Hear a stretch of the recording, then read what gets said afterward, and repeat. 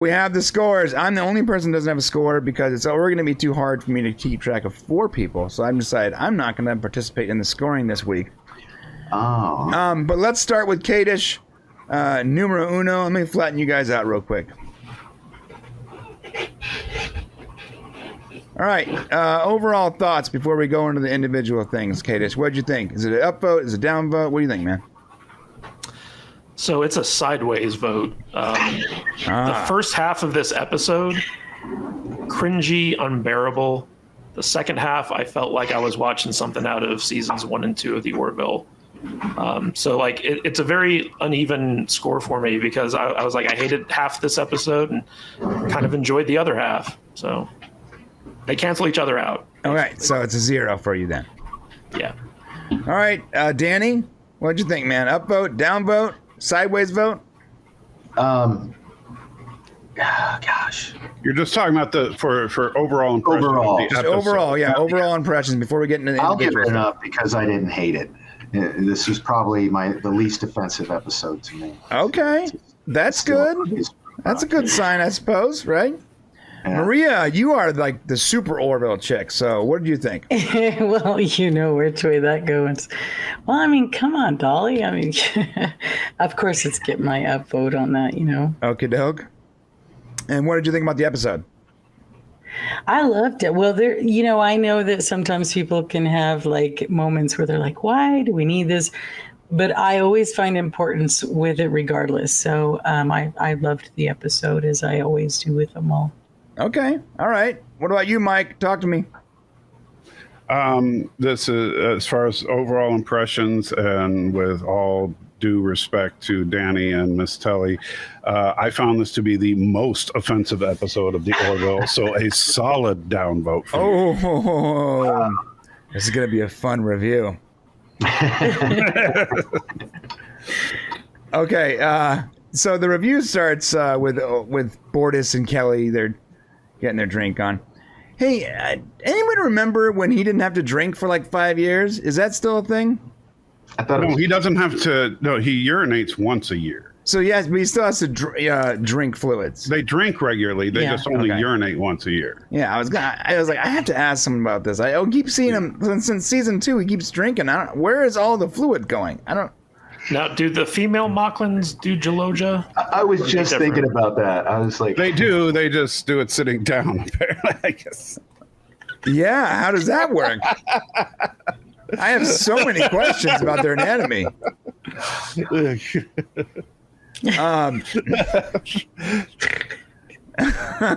that would be classic Orville right there.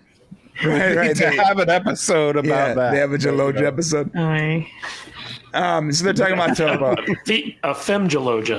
Yeah. Just in case you guys were lost, maybe you missed the episode. Topa, who was born a girl, was gender reassigned. Gender reassigned, thank you, into a boy.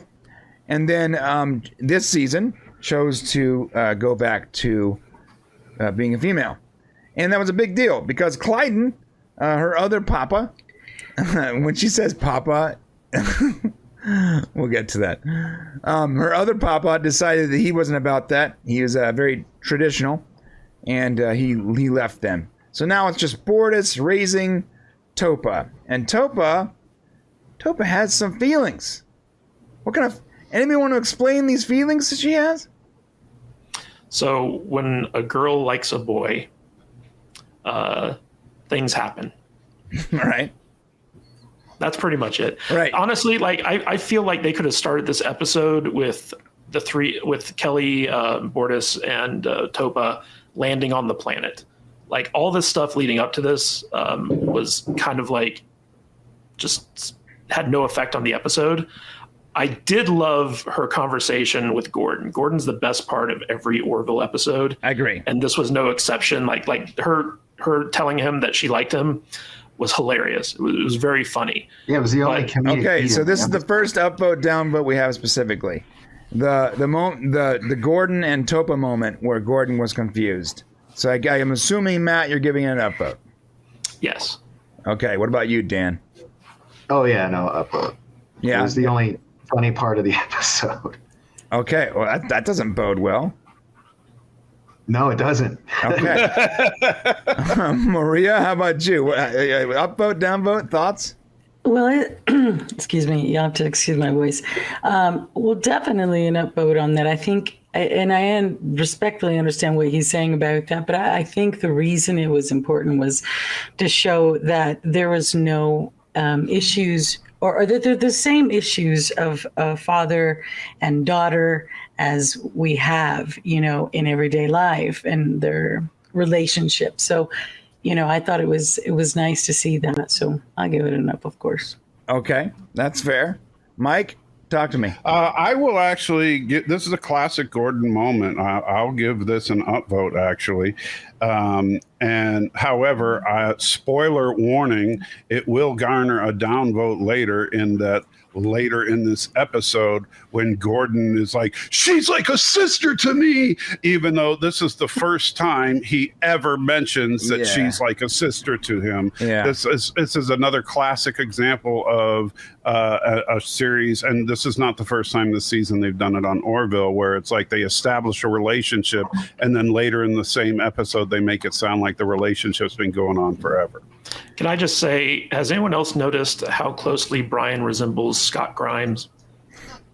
Like he looks, sounds, and acts just like him. So many people say that.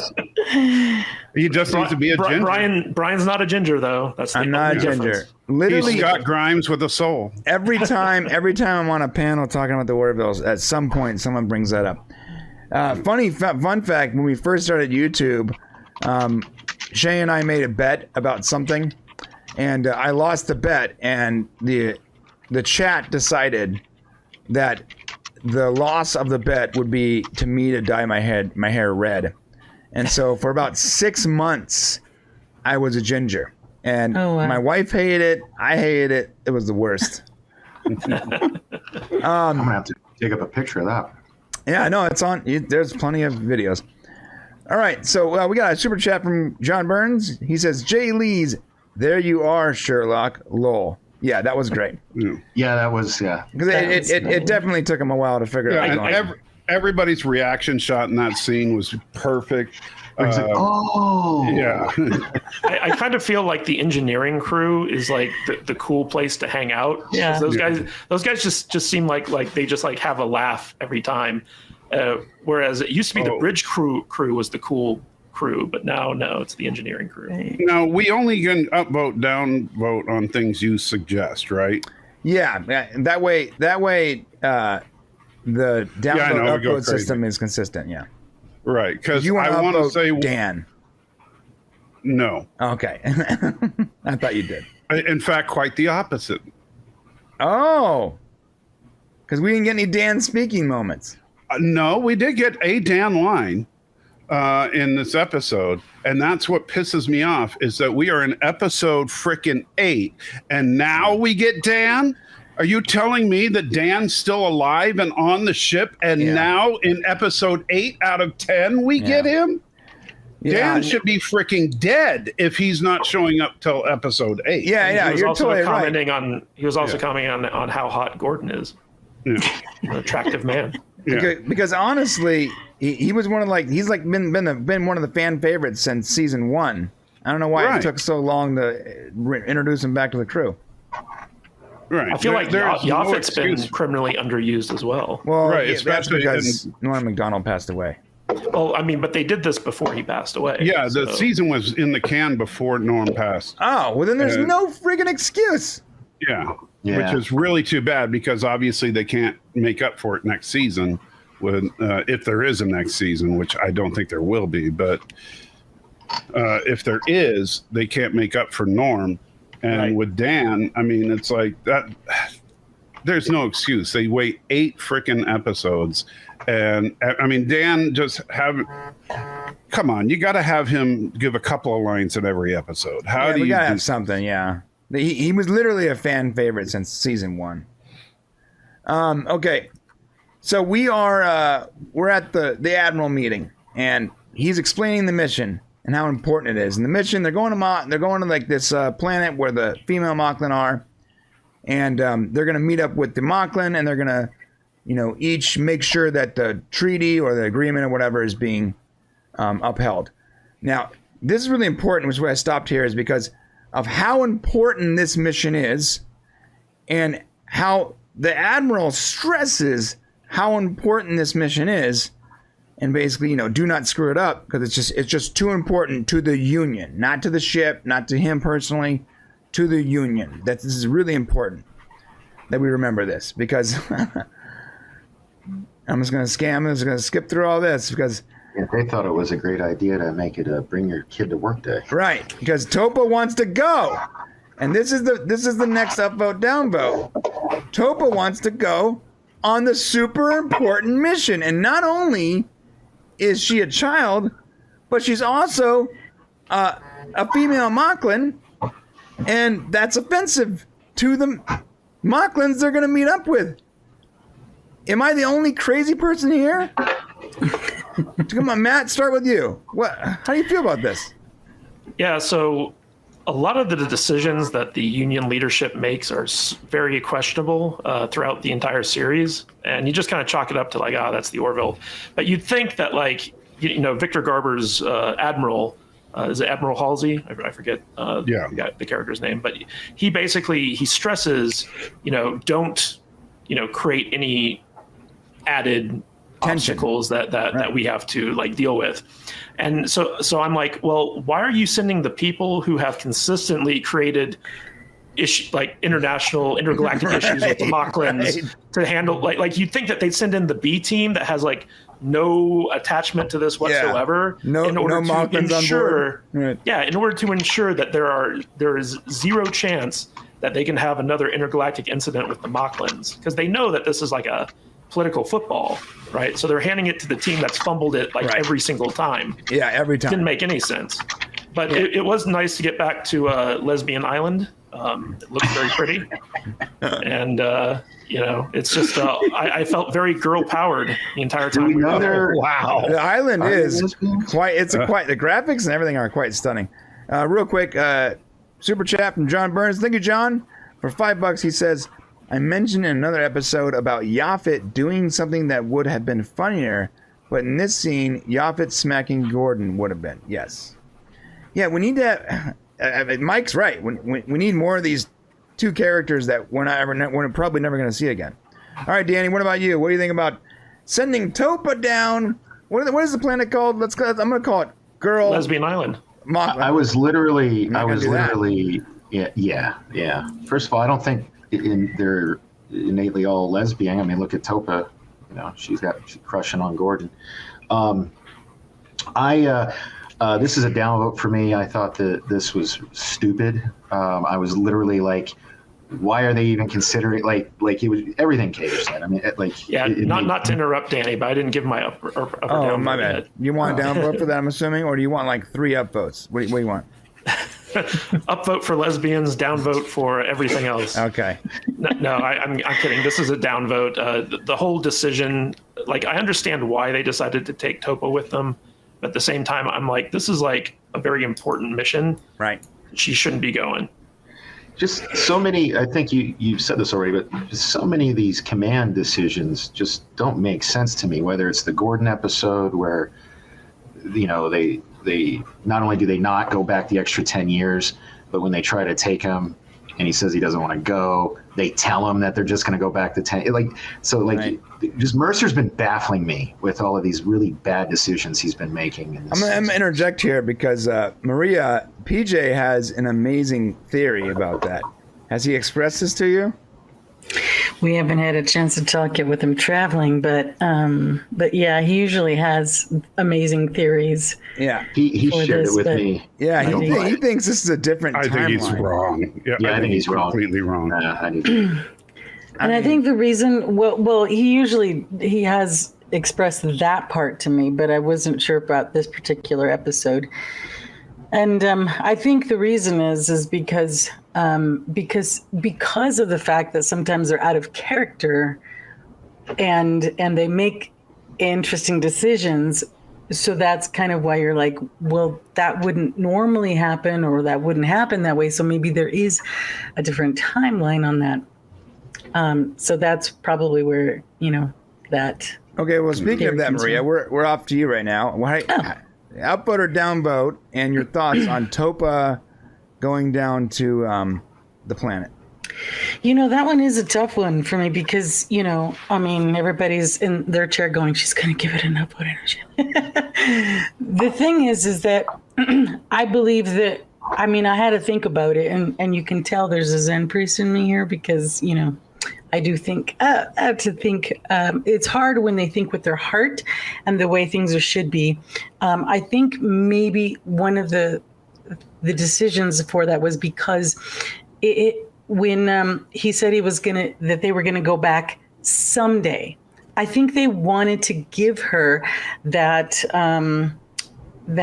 idea of what it's like to come across such hostility in people, to give her that instead of protecting her from it. They needed to expose her to it for growth purposes, and that's kind of the way I saw it. Okay. Even after the admiral stressed how important. Yeah. and I think because they believed in their abilities to be. And even to after Bortus specifically said, "I don't want to subject you to this type of hatred." Yeah. I think so, and I think Kelly has a lot to do with that part. Is saying, hey, she might need this for growth purposes, and it is difficult for me because I don't think that she should have gone down there, knowing how important the mission was, and so there was a battle between her understanding the kind of things that are out there she has to deal with, and how to deal with them versus an important mission. So. This one is a tough one for me. All right, so what's the verdict? I have to give, you know what? I'm going to have to give that one a downvote. Wow. I know. Yeah. Well, something I wanted to mention before. Hey, I had a side bet going with Shane. We thought Maria's not going to give a single downvote the episode. Whoever said that lost. I would give this other thing a downvote. Like Bortus literally says, stay here. Don't leave the ship. Mm-hmm. And not 2 minutes later, she walks off the ship. Yeah, you're stepping on my thing. Let me get, my bad. Let me get to Mike real quick. Same article. Well, you got another super chat. You may want to. Oh, thank you, John Burns, $5. Thank you, John. Bortus mentioned Topa needing Ed's okay to go, and Ed read the script and found another reason for Topa to go. Blame the screenwriter. Real quick, I genuinely laugh at anyone that can devise a comment that makes me think that you're actually making a point and then somehow makes it a problem with the writing. It's hilarious, really. So I want to circle back to a couple of things. So first of all, as far as PJ's theory, I got a better theory. PJ's simply in denial. I'm sorry. That's all it is. And as far as to what Matthew was talking about, it's one thing to send the ship that has a tendency to step in it. It's another thing to send down the officer that steps in it more than any other officer. And I'm talking about Kelly Grayson.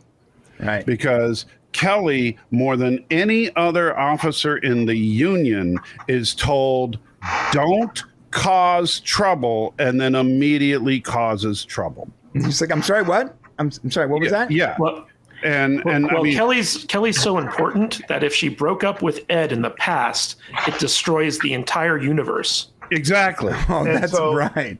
Because the Orville wasn't there. Because they didn't have Isaac on board the Orville. So that was clever. But it's not just that. I mean, think about it. Kelly, you could literally say, Kelly, don't get worshipped as a god, and she will immediately be worshipped as a god. That's just how she is. Stop giving her ideas. Yeah, exactly. Well, from a story perspective, I like that they sent her rather than Ed, or her and Ed. Anybody would be better than her. No, I agree. No, I disagree, actually. I think that sending Bortus was a bad idea. I think sending Bortus was a horrible choice, and sending Kelly was a horrible choice. Bortus, because he's already got personal bias. I think sending Ed would be good because he's got a good relationship with Heveena and better clarity than Kelly. Yeah, so essentially they sent the only three people that should not have gone. Yeah. Yeah. I didn't. Back to bad command decisions. I was so focused on Topa, I didn't realize sending Bortus is a bad idea too, because he has beef with the Moclans. Right. So honestly, it should have been Ed and Kiali should have gone. Sorry, not Kiali. Whatever the security, Tala, right? Tala. However you say your name. Tala. Tala. They should have gone, not Bortus and Kelly. That was a horrible choice. Yeah, can I ask a question though? Go ahead. Just a question, because I don't always know how this works, but would a captain actually go down with a ship? I mean, in that sense, you know what I'm saying?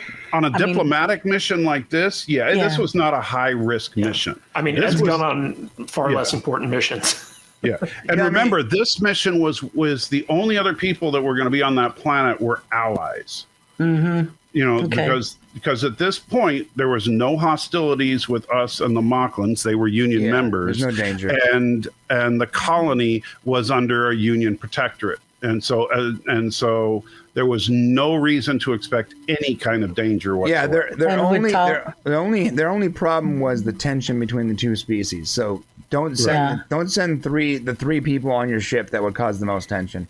Yeah. You know, does Tala have Does Tala have the qualifications for that type of for an investigation negotiation? Isn't that her job though? For an inspection. What I mean by that it's an inspection, not a negotiation. Oh, okay. So yeah, I think that makes more sense. Isn't that Tala's job though to investigate? Yeah. Yeah, that's what I'm asking. I mean, I know the answer. I'm just asking in terms of working it through like you guys are. Yeah, that's why Bortus would have sent. That's why Bortus would not have been a good choice. That's why Tala would have sending Bortus made no sense. Mm-hmm. If anything, you would have sent the normal choice would have been Kelly and Tala. Mm-hmm. However, Kelly has a tendency to step in it. And so Ed has good relations already with Heveena. So I would send Ed and Tala. Yeah, I agree. And it looks like we lost Danny. I'll check on him right now. He's back. Okay. Okay, so Maria, you had a great question. Would that be did you get my downvote on that, by the way? No, I'll give it to you now. Yeah. Would that be a... Can you hear me now? Yeah, we can hear you, bro. Okay. Would that be a mission that the captain would go on? And we've actually discussed this a lot before, because in the regular military and in Star Trek post TOS, usually the captain's not going on away missions. Usually it's the first officer or whatever. But in the Orville, they don't seem to have those regulations, because we've seen the captain, the first officer, the second officer, the third officer, and the fourth officer all going into spooky ships and all that. So I've pointed that out in the past with not a fan of them doing that. That's why. Yeah, but apparently they obviously don't have the same regulations since season one. Right. Yeah, Mercer's gone on a lot of Ed's gone on a lot of away missions, so it doesn't seem to be a rule. Right. So I think I agree with Mike here too. Like, Ed would have been better because he has a relationship already with Heveena. Yeah, I was saying earlier, I think my mic was messed up and you guys didn't hear me, but I think the correct decision, I think, would have been Ed and Tala. But yeah, I agree. Guess this made for a better story, I guess. All right, so we're anyone but Bortus. Bortus was anyone involved in the intergalactic incident over the kid who transitioned. Right, and the kid who transitioned. And they send both of them. They send the father and the kid. To the woman, to the planet of all women. There's so much tension here. It's not just that. Kelly was that served as kind of like the attorney. Yeah. She was also kind of the attorney in the About a Girl episode. Right. Yeah. So she's got bias. Yeah, she's already hated by the three Moclans. Worst people on this mission. Okay. So here's by the way, just real quick. I'm sorry. I have 9 too stupid for words moments in this episode that I'd listed out, and that was number 1 on that list. So Which one? was Bortus lets Topa go on the mission. That was number 1 on my list. It's number 1 on my list too. Ultimately, it was Ed's decision. Yeah, it was. Well, I think the fact that Ted Danson seems to be taking a vacation, like his admiral would have put a kibosh on that. He'd have been like, no. Yeah, don't send those guys. Ted Danson is definitely my favorite. He probably would have said, "Send another ship." Yeah, send another ship. Victor Garber is like the worst admiral ever. He keeps making these terrible decisions. How brokenhearted are you going to be when it's revealed that Ted Danson is the mole, and that's how the Kalons knew about the? Oh no, that would be the worst. Yeah, wouldn't it? That would suck. Yeah, dude, that would honestly. You just brought up the worst possible decision. I really hope that's time. And this season is full of them, so that's why we're I hope that doesn't happen. I hope it doesn't happen. Yeah. All right, so this is not an upvote and downvote moment, but I did want to mention this. Once again, Bortus specifically told Topa, stay on the ship, don't move. And the second they get off the ship, Topa immediately gets off the ship. All the more reason why she should not be on this. Planet. This should be a votable moment because I want to downvote. No, we this, can't. We can't downvote this and downvote going to the planet though. That's why I don't have kids. I don't just shoot him. Listen. The thing is, Topa is not stupid. Like, she knows like the stakes of this mission, and he specifically told her, it's like, don't come out because the guys that are going to be pissed off are like right there. Right. And like, she literally like walks out in full view of these guys for no good reason. Yeah. And nobody says anything. And it's not like, I mean, are you telling me that on the flight down there, he wasn't like, now remember, these people want to kill you, I mean, and she's just like, let me go see the people that want to kill me. Yeah. So or is that like drop her off at the village before you go and meet the Moclans? So hold on. So they've established that she's smart. So the only other reason for this kind of behavior would be like hubris, right, or selfishness, because she's a smart kid. No, she's yeah. And by the way, I do want to say, Brian. Yeah, don't do that. By the way, don't do that. You gotta explain it somehow in the story. Like, in the story, it's only just, if you're a good writer. Brandon Braga wrote this. Oh my God. Yeah, Brandon Braga. Look. Maybe he did some good stuff. Braga? Yeah. He's one of the executive producers. He co-wrote it. Another guy. But you know what? He might have done some great stuff on Star Trek, and that was a long time ago. The man, he's gone senile or whatever. I don't know what it is. This is not his best work for sure. But one thing I do want to give props to is, like, as if you look at that picture you have right there of Topa and Kelly, is if you look up the actress that plays Topa, Imani, she is a beautiful young girl. And that does not look like her. I mean, it's amazing. When I saw a picture of Imani, I was like, holy crap. Yeah. And so, one of the pros I have for this episode was actually Topa's acting. Yeah. Well, her acting and the makeup on her is just incredible. Yeah, the actress that plays Topa. When you see what she actually looks like, you're like, wow. Do you guys notice how every male Moclan's like fake nose is kind of off kilter? Well, every male Moclan literally looks like a big pile of crap. Well, they all look like Kate. What's Bortus's ex's name? Clyden. They all look like Clyden. Mm-hmm. But they all their fake noses are like this. Yeah. Maybe the makeup is so good. I didn't realize that Clyden was the dude from The Walking Dead. And maybe there's a lot more actual born females on Moclan than just like, because they said it was like rare, like 1 in every like million or whatever. What if it's like a lot more? Oh, it has to be. It has to be with that community. I mean, because you think about it, any normal species that has 2 sexes, it would be much closer to 50-50. So do we know, because I know that the way the Moclans reproduce is the males lay eggs. So at what point do the females enter into the equation? Because the only reason to have females is for, the procreation aspect, right? Right. So why does their species have females if they're like kind of like asexual egg layers? Yeah, I thought the same thing. I remember Shane brought up the fact that Clyden was also born female. Right, which is probably why they were able to procreate. Right. Well, no, I mean, didn't wasn't Bortus was Bortus the one who laid the egg. Yeah, Bortus was the one who laid the egg. Exactly. They haven't really but you see, I think, and this may be a little, and even though I may be giving them more credit than they deserve, but I think if they are being clever with the writing, if roughly half of the Moclan population is actually born female and then forced to transition, it's only in those couples where one happens to be male and one happens to be female, and the male happens to lay an egg that they procreate. The fact is that they've never explained it. Right. Yeah. Really gone in depth into it. Just like the peeing thing. Yeah, but Mike would be right. That would be clever, though, to slowly reveal that. Right. And so, like, Bortus was born male. Clyden was born female. And that's why they're able to successfully reproduce. That's fascinating. All right, I want to talk about this settlement because I don't know why, but it looks familiar to me.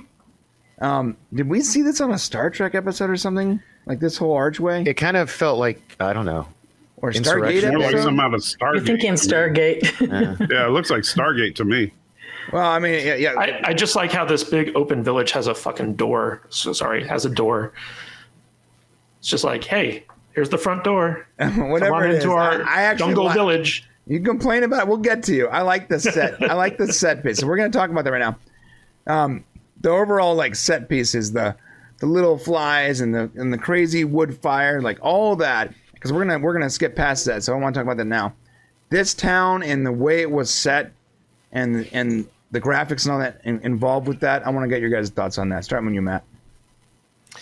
So when I was watching this section, and of course, like we've seen this village before in previous episodes, the entire time I was watching this, I was just thinking like, okay, they're contrasting this idyllic jungle utopia of the women with the terrible, horrible, pollution-infested industrial planet of the men, right? Because the Moclans basically destroyed their environment because they're all evil males.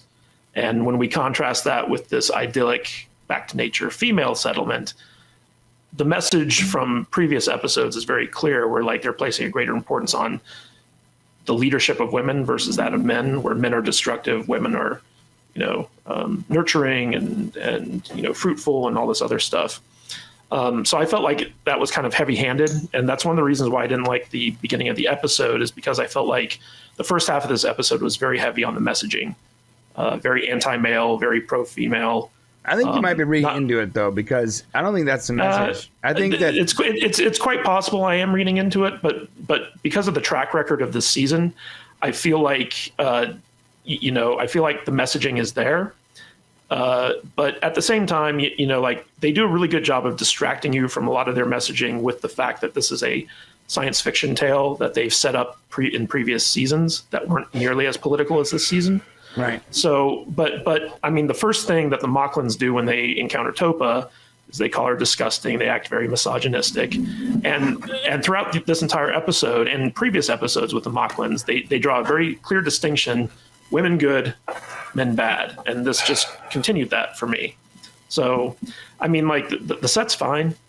I thought it looked good, but the messaging behind it to me doesn't ring true. Okay, that's fair. I think that they're not like living in like this like nature and all that.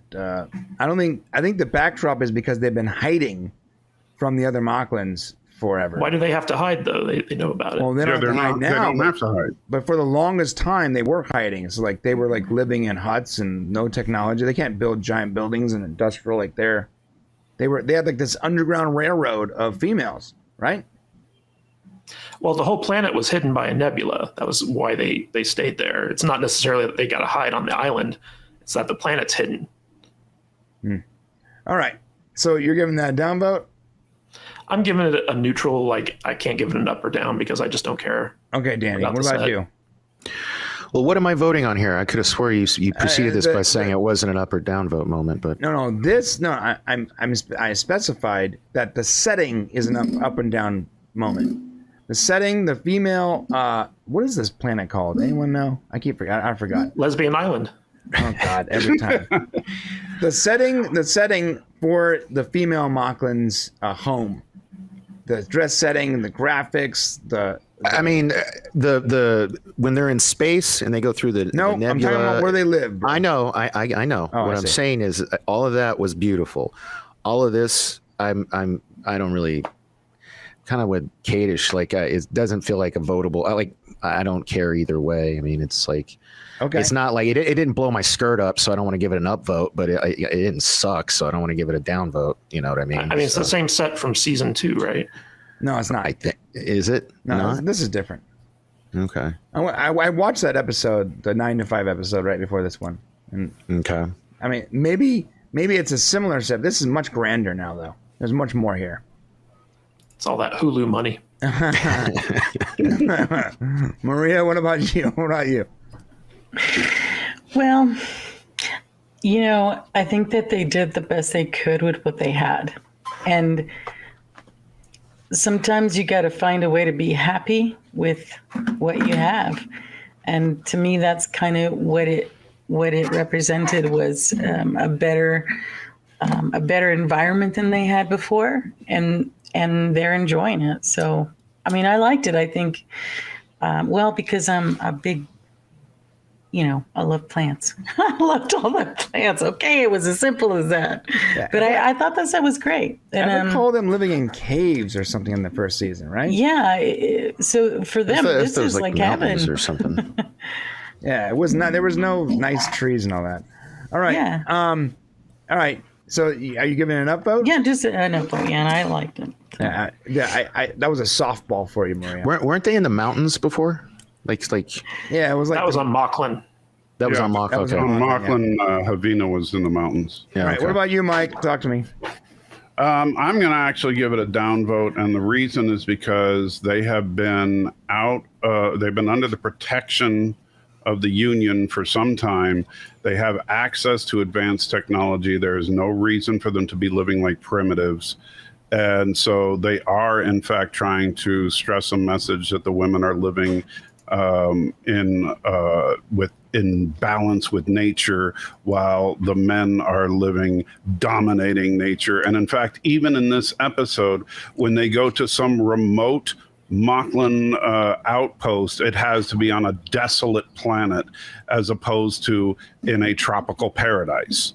And so I really don't like that every time we see a place that is controlled by males, it's a negative, and every time we see a place that's controlled by females, it's a positive. I feel like you and Kadish might be reaching. I mean, if you were trying to do some kind of Black Ops military installation, you would want it in the most like. I put it in the middle of the like, jungle somewhere. But it's a pattern of themes, Danny. No, right? I get it. After I wouldn't want you blew random my tourists mind. walking across my secrets. Yeah. No. See, so I agree with both points of view, especially after you blew my mind last week, Kadish. You ruined. Like I did go back and watch that episode. I would want it somewhere where I had water. I mean, I wouldn't put it in the middle of a desert somewhere. Moclans don't have to drink, though, right? Yeah, they do. And they can eat anything. Yeah, right. I don't think they have to drink as Well, much. doesn't as the that rest go of for us do. females too, right? I mean, why would the female Moclans need to live in the middle of the jungle? We don't know that yet. We don't know how they jello with you. Yeah. Well, I'm just saying that in their Wait, metabolism. no. the same as men. We do know. We do know. Yeah, because Clyden was transitioned. Yeah, Clyden's a female. He's still Jalojas. Well, he's not anymore. He like they gave him whatever they called it in. That's not what the swim team says. in the ship. Oh, sorry. Hey, it's his preferred pronoun. You got to go with it. Okay. Oh God. All right. Let's get past that before you start. You guys didn't like the Jolene. You didn't like that? So are we going to talk about Dolly Parton for a second? Anybody we'll get recognize the music they were playing was? Yeah. They were it was playing a Dolly Jolene. Parton's. They were it was playing a Dolly Jolene. Parton song. I love that song. So the second I heard it, I was like, oh yeah, Yeah. okay, Oh yeah, and they worship Dolly Parton as their deity. that's So hilarious. Can I just give a downvote to that because What, the music So- or Dolly Parton?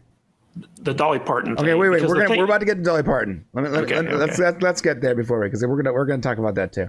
All right. Wait till we get to the Dolly Parton part, and then everyone can have their say on Dolly Parton. Okay, so this moment where Topa's looking at the, I don't know, what are they, Fireflies or whatever. Okay. It's really interesting because she starts walking out there, and I'm like, okay, captured in 3, 2, 1. Yeah. And then she was going to capture right away. That's fine. She talks. I love how Bortus says like she'd never wander off into the jungle alone. And that's she knows better than that. Another thing, like now this actress is doing really well, but they keep painting her as what she wouldn't do. That's what she shouldn't do, and what she wouldn't do, and she has done. She does the opposite of what they think that she should be doing every single time. They consistently tell us how smart she is, but they show us consistently how stupid she is. Right. You know. Yeah, so that bothered me because Bortus literally says she wouldn't wander away. She does the exact thing Bortus says she wouldn't do. The second I saw that little blue luminite, I think is that what they called it, I said out loud, I was like, because she says it brings good fortune. I was like, okay, this is going bad. You would have been great as if there was like a Moclan in the bushes with like a blue laser pointer. Well, John Burns, also, super chat. Thank you, John. The Union had to pull their support, not protection. Also, I may continue to be reading too much into this, but blue is associated with masculinity, males, boys. Yeah. And they say blue brings good fortune, and yet the blue that drew her into the forest just brought her into danger. So it's more boys bad, girls good type stuff. Yeah, and it also bothered me that like they should have made it so where those Moclans somehow planted that, because to go into how rare it is and how it's good fortune, and then all of a sudden she sees one and then she gets abducted because of it. It just was like, I felt like it was like a missed opportunity for them to be like, it was like remote control and it flies back into their little thing instead of it actually being one of the Luminites. So I don't know. There was a lot of coinky dinks happening in this. Yeah. So our next upvote and downvote moment is actually right here. It's when how do you pronounce her name? Heveena? Havana.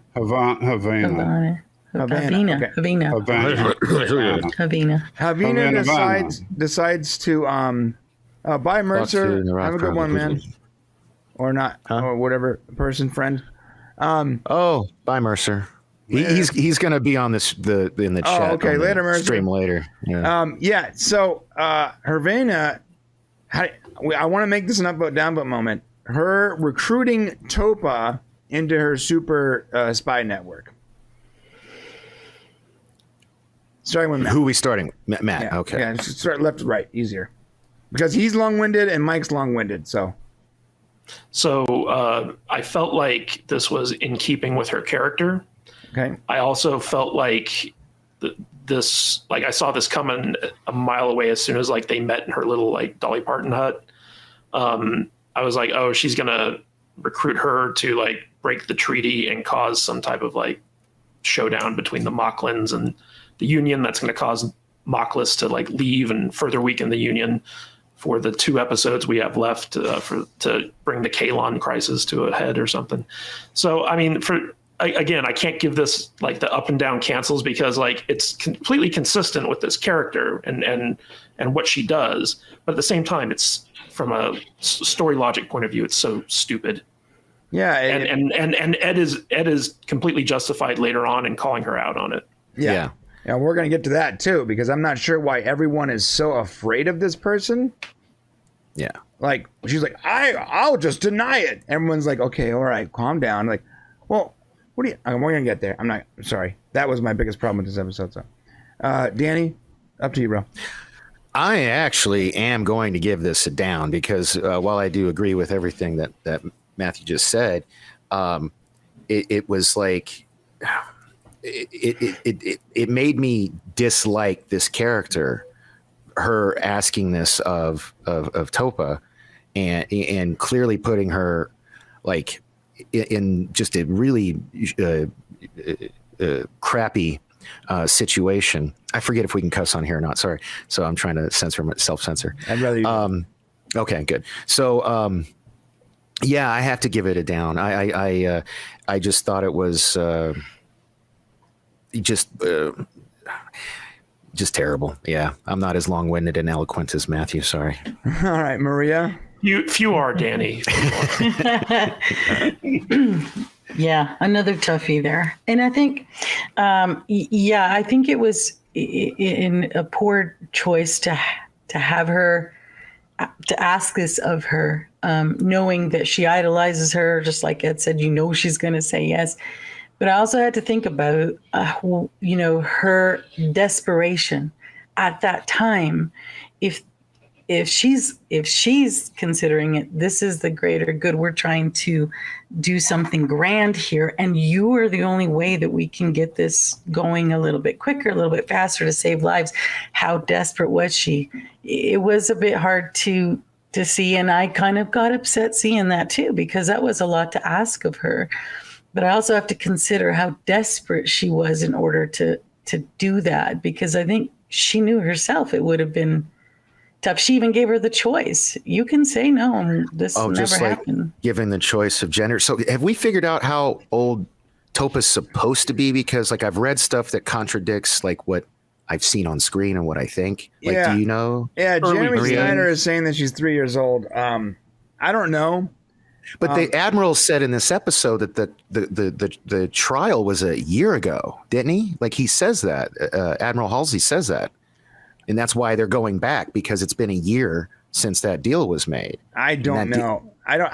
And Jeremy, I don't know. So it's really confusing. We can't judge the species based on their chronological age, clearly, because I mean, if she was 3 years old, you wouldn't be taking a 3-year-old down to the right. I mean, and I did some research on this with the last episode where Topa transitions back to a girl, and I was finding stuff that was saying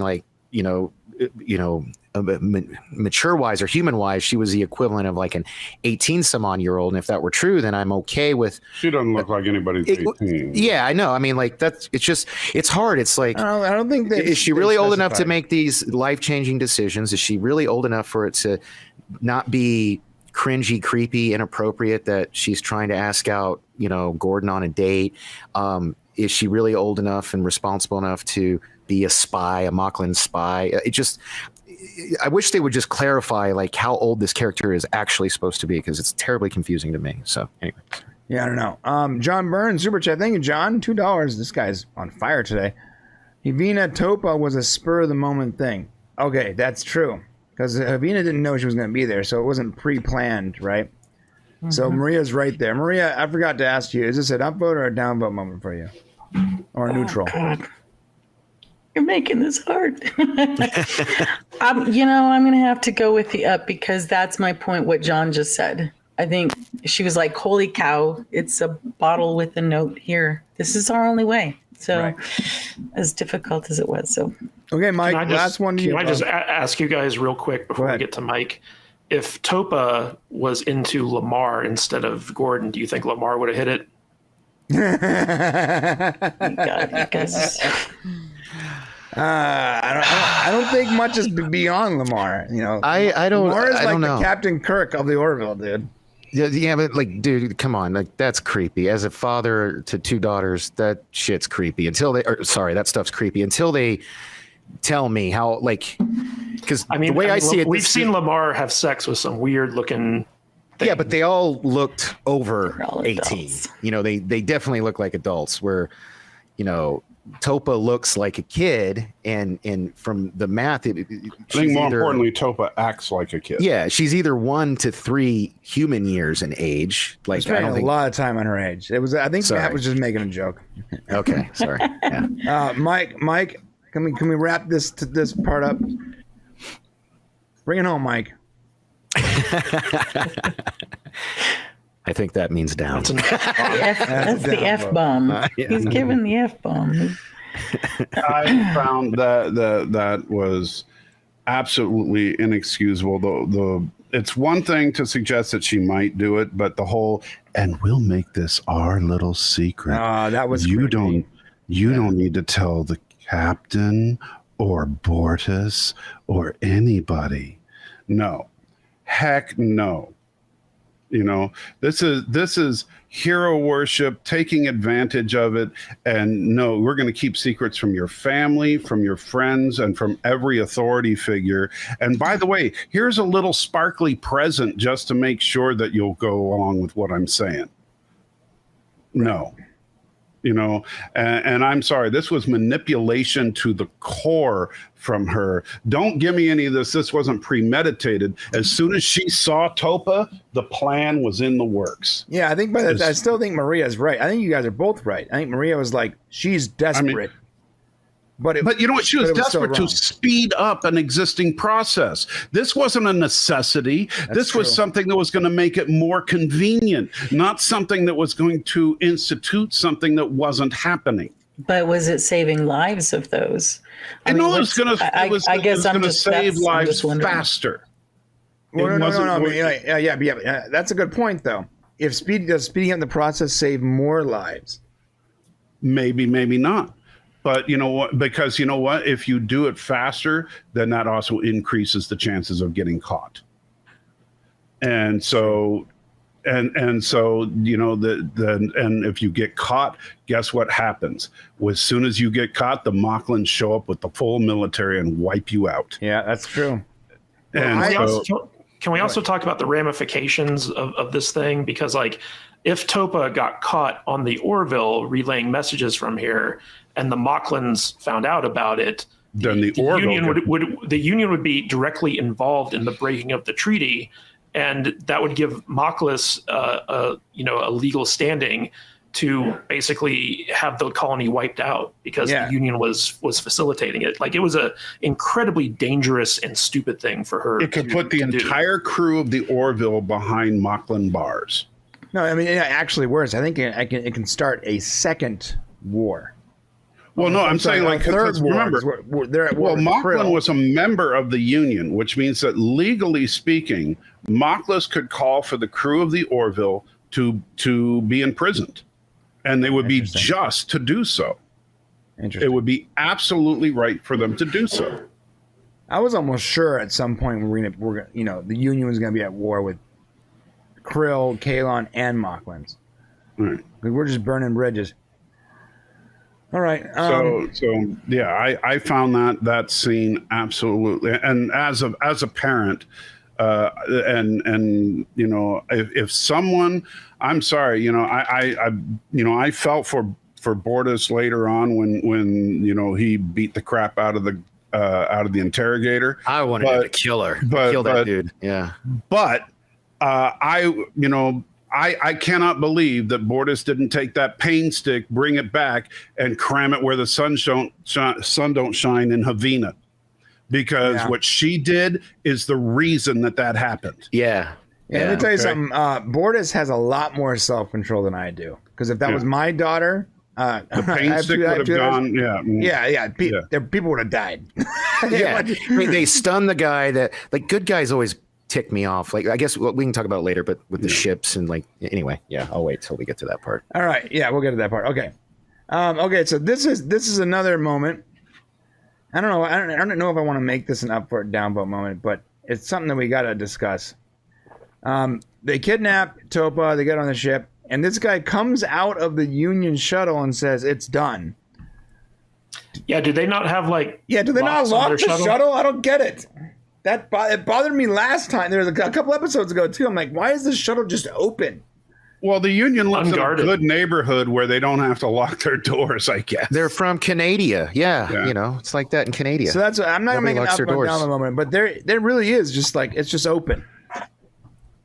It just goes to show that evil will win because good is dumb. That's from Spaceballs, right? Spaceballs. Yeah. That was a great line. And it's as relevant today as it ever was. It really is, dude. But I am kind of shocked at like the lack of like security on these shuttles that they just leave unattended. Like, wouldn't they have like cloaked it like they normally do when they leave a shuttle behind? Yeah, they didn't cloak it. They figured that they're allies with the Moclans. What were the Moclans going to do? They didn't even shut the hatch. They're there in a hostile capacity though. And not Oh, hostile. the term I would say- Moclans. It's Come not on. hostile. we're all- It's like more contradictory. Yeah, but it wasn't just that it wasn't locked or cloaked. Like the door was wide open. Like the shuttle was just open. Like the back of the hatch was just open on the ground, bro. Like I don't understand. At least shut the door. Jesus. All right, they're looking for Topa. They figured out that someone took her and there's blood on her jewelry or whatever, and some male Moclan. Blah blah blah. So they get. Oh, by the way, the this will be our little secret was too stupid for words moment number 3 for me on my list. Okay. What was number 2? You skipped over number 2. Oh yeah, number 2 was the Dolly Parton boob plates on the wall. John Burns says super chat for $2. Topa, that nice and all, but I just got out of I don't even know what does that mean. Oh, he's referring to what Lamar would have said. Oh. Yeah, what Lamar would have said. Yeah. That I wish you guys were here for that episode. That episode was hilarious. Last week's episode where he just got beat up constantly was the funniest thing I've seen in a long time. So we're not going to talk about the sabotaging the shuttle? We just did. Oh, we're not going to up down it? Oh, I mean, no, I don't know if I do it. Do we make that upvote download moment like their policy on closing their door? I mean, It's another plot contrivance. It Yeah, feels episode's very full of them. silly to me to make that upvote downvote moment. Okay. I just want to know this. Why didn't the Moclans disable the shuttle? Why didn't they break the control panel, blow it up, phaser the controls completely, do something that would prevent them from being able to leave? Because then Bortus and Kelly couldn't have gone after Topa to rescue her. Well, maybe they wanted them to take off and crash. Well, no, because they couldn't take off. That was the whole point. Their takeoff and landing thrusters were busted. They disabled that and their comms. yeah, well, maybe they did that so they would crash, and they would, and then when the Orville finds the wreckage, they just assume, they Yeah. Well, they can't crash because they couldn't take off. yeah. But when the way she tried to take off, remember, it was just like barreling through. But that was Kelly being like a maverick and basically like just Fast and Furiousing it through like the planet's atmosphere. Right. Yeah. So I don't know.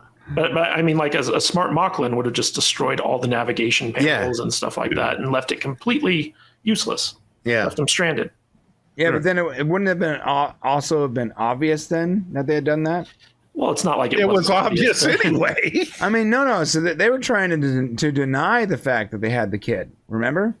Well, the Moclans could have easily said, we'd already left. It must have been a jungle animal that destroyed your console or something. That's true. So yeah. So I guess they wanted plausible deniability. I mean, the Moclans aren't shy about making stuff up that is totally unbelievable. Okay, then how about they take off and then tractor the other shuttle away with them? And then they say, what other shuttle? I don't know. It was there when we left. Or how about they just don't kidnap the kid to begin with? Yeah. That works too. How did they know? That was the other question. I don't know if we were going to do an up and down on this or not. Yeah, how did they even know? How did they know that Topa had gotten this information from the? Right. Yeah, they never addressed that. Yeah, Because if they were listening, didn't they already know what the secret information was? So I wanted to upvote and downvote that when we got to the interrogation. I mean, I guess we could just skip to that. That's a good point. Let's go ahead, Matt. Let's start with that. So Yeah, go ahead.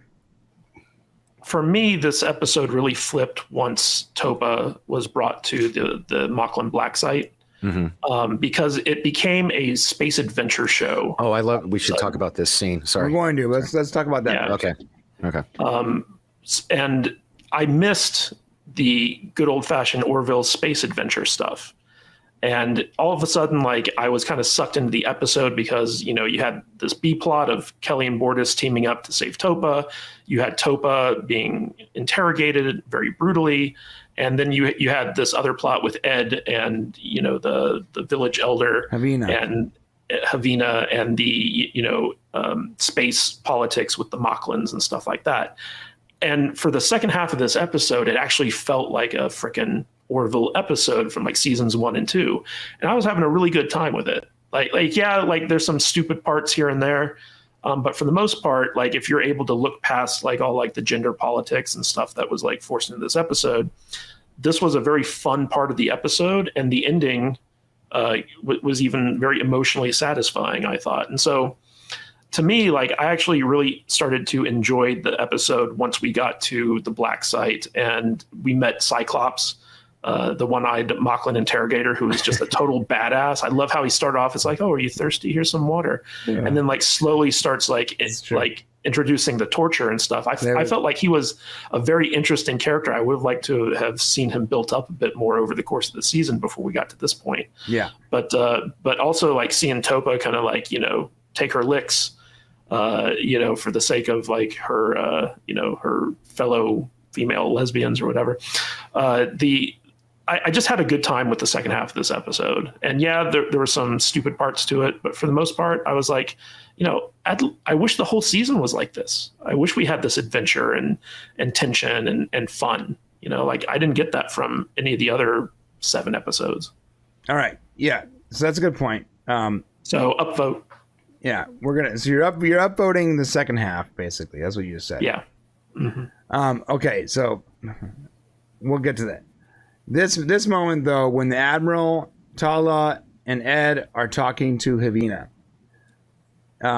was it odd to me that everyone seemed so frightened of Heveena?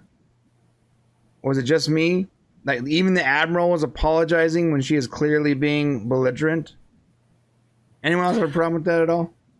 Well, I did, but like that's why I really wanted to talk about the Ed scene, because I would give that an up because Ed put her in her place, you know, and she needed to be. I'm a little confused. Place. What are we up voting, down voting? Yeah, we skipped a little bit. So Matthew is like doing the whole second half, and we skipped a little bit. So let's just focus on this: the moment with Ed, the Admiral, and Heveena, when she's basically belligerent and on her high horse and self-righteous and selfish, and Ed puts her into place, but yet the Admiral doesn't. The Admiral, Victor.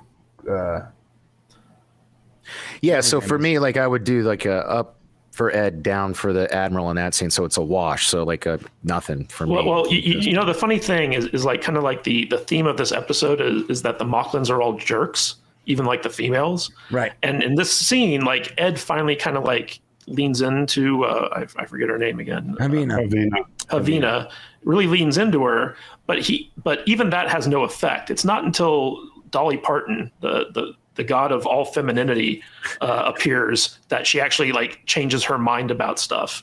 So like even though like this was a good scene where Ed finally kind of like said what the audience is thinking, it had no real effect on the story. Right. Yeah, that's why I was saying. So you guys are both neutral then. Because of that, up and down. I am. I don't know about Kadish. Yeah. He just basically said the same thing. Maria, what about you? I don't know if they were afraid of her. I think that they just needed her to do what she needed to do. And also, maybe, and I'm always giving people the benefit of the doubt, maybe they tried to tolerate the cultural difference in, you know, how Bortus communicates with people, like even his famous "you will be silent" kind of thing. Yeah. So are they trying to understand her because, you know, they communicate that way? I don't know. I'm asking. Well, I mean, it's kind of like when he yelled at the kid for playing at an octave too high, you know, when he was singing, you know. Yeah. Quick moment. Angelito, if you want to do the raffle, it's exclamation point raffle, not I raffle. Yeah, I mean, I guess they're all rude, but she is clearly in the wrong here. They know exactly what she's done. She's admitted to it. Can I also point out that like Ed isn't incensed over the fact that she's basically broken the treaty and is trying to smuggle more females out of Moclan. He's upset that she got Topa involved. Yeah, that's the thing that not the grander scale ways, you know, many outweigh the needs of the many outweigh the needs of the few type things. Like Ed's just like, oh, you messed with like this little girl I know, you're a bad person. Yeah, and that's what bothers me. Okay, so fine, his reaction was because of the little girl, but wait a minute. There is a much grander picture here. This person, this single person's actions, Heveena's actions, is threatening potentially the entire Union. Right? The admiral, if he's gonna get mad over this girl he knows on his ship, the admiral should have a little more testicular fortitude to be like, listen, make this right, because the entire Union is at risk. Yeah, because of this the Union stuck their neck out for her, right? Right. Why is the admiral not pissed? I understand that there's a cultural issue, but there's a time where there's no diplomacy when you're risking the entire Union. If you look at all this messaging they've been doing, especially Kadish has been very good at pointing out this entire season with the whole man bad woman good thing. They've keep making it clear that the Union disagrees with the Moclan culture and that they do support the women. So I guess I'm not as outraged over that as you guys are, just because it kind of seems like they've already set up the Union doesn't really like the Moclans. They're always talking smack about them behind their back, and they want women to have equal rights there. So that part, I understood more like them being upset about Topa and not so much about Heveena trying to save more girls. I get what you're saying, but okay. I get what you're saying. I don't care if the Union agrees with socially agrees with the female Moclans over the male Moclans or whatever. They are in the middle of two wars with competing superior species. They can't lose their military might. I don't care if you disagree with someone. I have employees that I don't always like all the time, but they do a good job. There's a point where you have to diplomacy just because you agree with their opinions, but they're threatening the entire Union. He's an admiral, bro. He's not a psychologist. He's not a school counselor. Kadish, do you want me to quote you, or do you want to say the line about expecting logic? Because I feel like that's what I feel you can quote me. You're expecting logic, Brian, when there is none in the show, or whatever. No, but the problem is if they're writing from the perspective that they don't really like the Moclans and they approve more of this version of the Moclans, but that doesn't really matter. None of that social stuff matters when you're in the middle of two wars. No, and that makes perfect sense, but it doesn't jive with the message that McFarlane and apparently Brendan Braga are trying to push with this season, because it has been.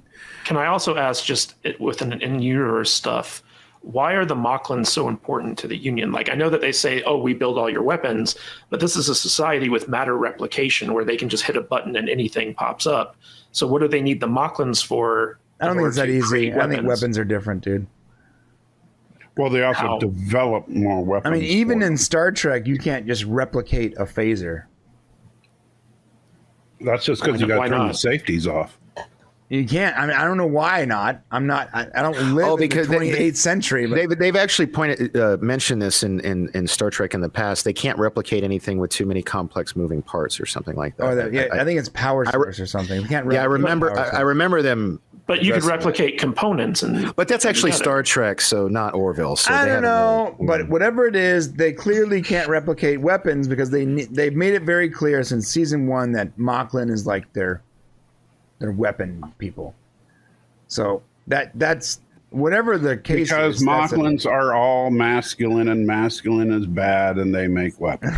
You guys are reading. You're reading into that, I think. I don't think so, man. Okay, Maria and Mike. Talk to me, Maria. Let Mike go first for a bit. You okay, Maria? No, it's just I'm still not feeling well. I'm sorry, very Maria. sick.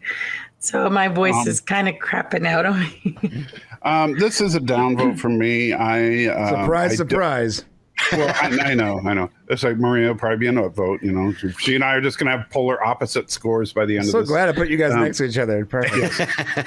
So yeah, but this is just a perfect example of why I think the writing for this season is so wrong. It's so it doesn't work for me because nothing about the Union people say, oh look, it's a great new Star Trek series. No, the Union would completely collapse in on it itself. There's no way that this organization could survive because some kid could show up with a slingshot and take over the Union. There's absolutely no way that the Union could survive if they're going to seriously consider letting the entire ball of wax collapse because a kid got hurt. And don't get me wrong, I think that the Topa story is actually the most compelling part of especially the second half of this. I think, and like I said, Imani, the little girl that played, and I had to look her up because I was so blown away by her performance in the second half of this episode. Oh yeah. She absolutely, brought it for the second half of this episode. But, could you imagine if the United States surrendered to a foreign aggressor because one dignitary's child got kidnapped? Yeah, it wouldn't happen. Right. Could you, that's what we're looking at here. Yeah, that's why it's so, I'm with you. That's why it's so frustrating for me. Like, right. I don't understand why we're being so nice right now. Right. This is absolutely asinine to the core. And the thing is that then we have Ed, who's basically, he calls her out on it. And I do like that he calls her out, but he's calling her out not because of the catastrophic galaxy ending consequences of her action, but because of the kid. Right. And it's so like, internalized. Yeah. Yeah. You don't even care about the fact that everything everyone is about to come crashing to an end. You care about the little girl. Right. And before the little girl, he's like apathetic, which is like, right. It's like, oh, you have to get real personal for it to matter. Right. And this just goes, the problem here is that this episode is 100% about feeling and nothing about rationality. I would probably agree with you on that. Well, not the entire episode, but at least that part. All right, Maria, what do you think? I can't wait for Maria looking at me like, oh, to take your argument and flip it into a positive. And Telly, I still love you, so you can say I'm wrong. You can tell me. I have much respect for all of you, and I think it's just because I, again, it's just the way I view things in general, and why I always give people pass. I'll have to agree with you. It was kind of like, wow, there's a whole lot at stake here, Salty. So yes, I'm actually agreeing on that part. It was a bit difficult, but at the same time, Dr. O in the chat made a good point. The one thing about the show is that it shows that good people can still make bad decisions, and we have to figure out how to get through it.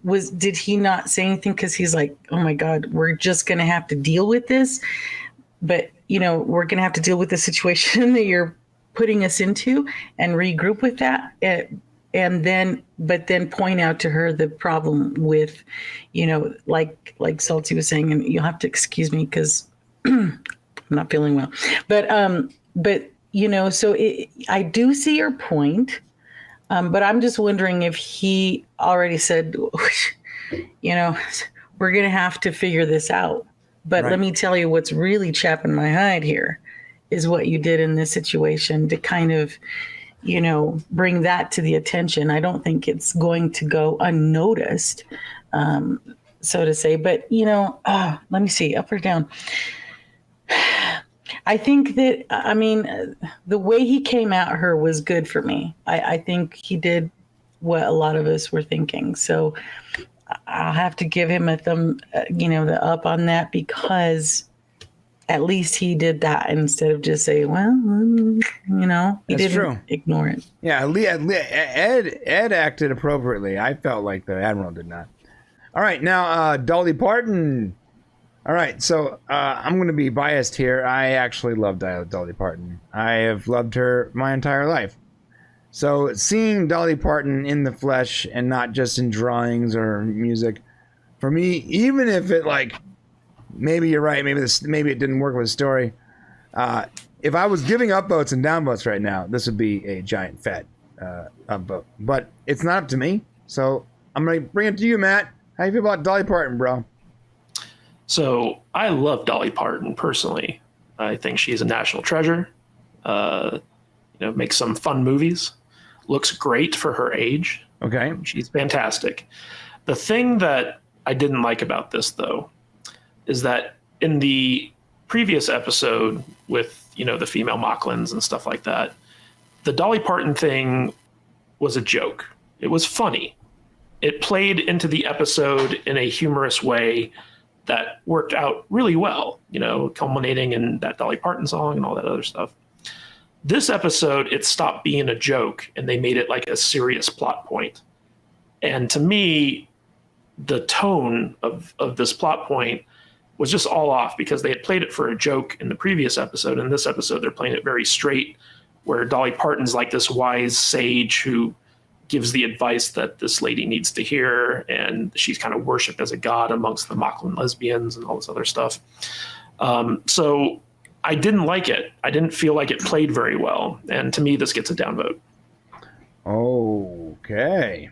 Now we're talking turkey. All right, what about you, Danny? I'm going to unmute you for a second.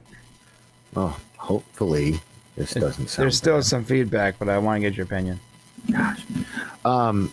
Then I'll be quick. Upvote. I was pleasantly surprised that they actually got Dolly Parton, and I was like, wow, she still looks great to be 100 years old. Great. I know. She has an incredible surgeon. It must. That or they de-aged her. I don't know. Whoever is an artist. No, she'll admit it. She totally admits it. It's her surgeon. Yeah. This was a guilty pleasure type of thing. I shouldn't like it, but I did, so I have to give it an upvote. I'm the same way. Yeah, okay. All right, what about you, Maria? Okay. Well, yes, Dolly's been a part of my life for a very long time. I enjoy seeing her. But I think at this point that that they were definitely trying to, they always try to find a way into a person to motivate them in a certain way. And this was her motivation.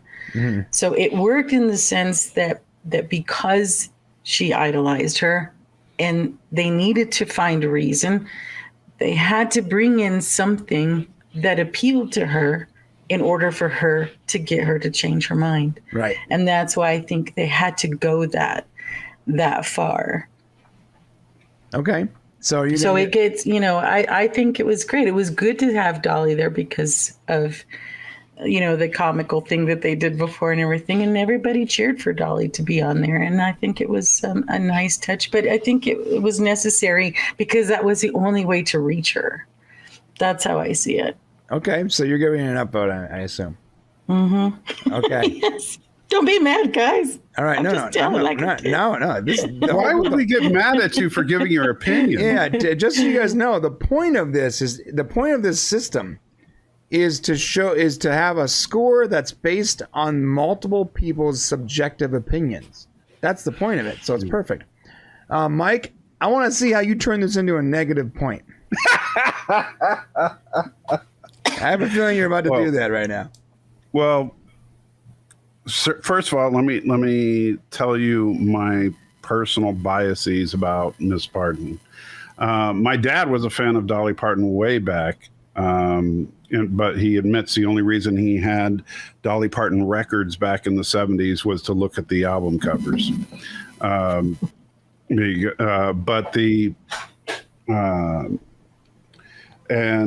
I live in Tennessee. And I have to say that I didn't know much about Dolly Parton until I moved to Tennessee.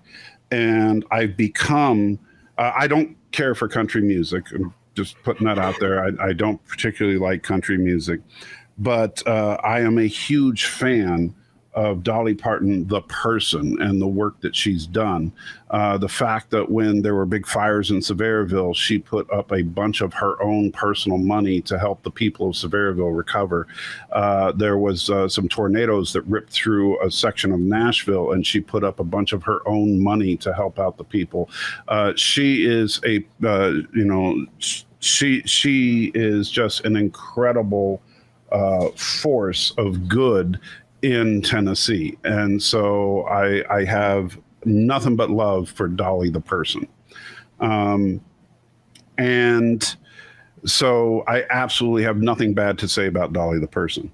That being said, I actually, on my list of too stupid for words moments, have Dolly listed twice. Wow. And the first one was from the shrine of Dolly from early on in the film, the fact that there are two boob-shaped plates hanging on the wall, which I found tacky and quite frankly beneath the producers of the show.